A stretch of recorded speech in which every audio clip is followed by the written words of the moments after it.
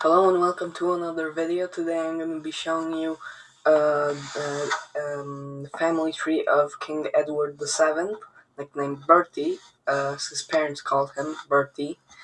Um, so let's start. Let's start with King Edward's ancestors. Means parents and grandparents. His parents were Queen Victoria and Albert, Prince Consort. His maternal grandparents were Princess Victoria of Saxe-Coburg-Saalfeld and Prince Edward, Duke of Kent. His paternal grandparents were Ernest I, Duke of Saxe-Coburg and Gotha, and Princess Louise of Saxe-Coburg, of Saxe-Gotha-Altenburg. So now let's go to his siblings. He had an older sister, Victoria, and the rest of his siblings were younger than him. There was Alice, Alfred, Helena, Louise, Arthur, Leopold, and Beatrice. And I have a big feeling I'm forgetting one. I think that's all. Not sure. But anyways, Albert Edward, his actual name was Albert Edward, but he was named Edward when he was king, so Edward VII, but I'm just going to call him Albert. So Albert had 6 children. There was Albert Victor, George Frederick, Louise, Victoria, Maud, and Alexander John. And Albert Victor was engaged to Mary of Teck, who was later married to his brother George. But Albert died before they were married, and Mary and George Frederick and Mary of Teck had 6 children: Edward Albert, Albert Frederick, Mary, Henry, George, and John. Edward and Albert both were kings.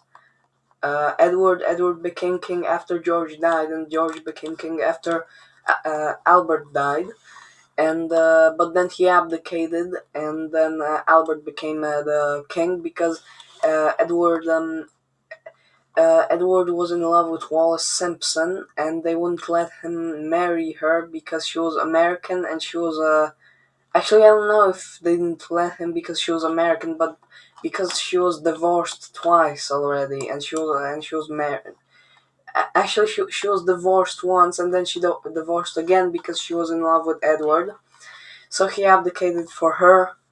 Um, and so Albert became king, and Mary was the only girl. Henry was the last surviving sibling. George died during World War II, and John died when he was 13. I think he had a seizure or something. I don't know. Louise married Alexander Duff, and they had 3 children: Alistair Duff, Alexandra, and Maud. I said Alexandra. I meant Alexandra. I think you say Alexandra. No, Alexandra with a G. I think Alexandra. Holy crap, Alexandra. That's how I'm gonna say it. Victoria was never married. Maud married Karl of Denmark, who later became the King of Norway, and named Hakon the Seventh or Hakon. I don't know how to pronounce that. And they had a son named Olaf. And Alexander died when he was actually, I think he died at birth. I think he might have died at birth. Either he died at birth, or he died when he was a few months old, or he was just a couple of hours old. But I think he died at birth.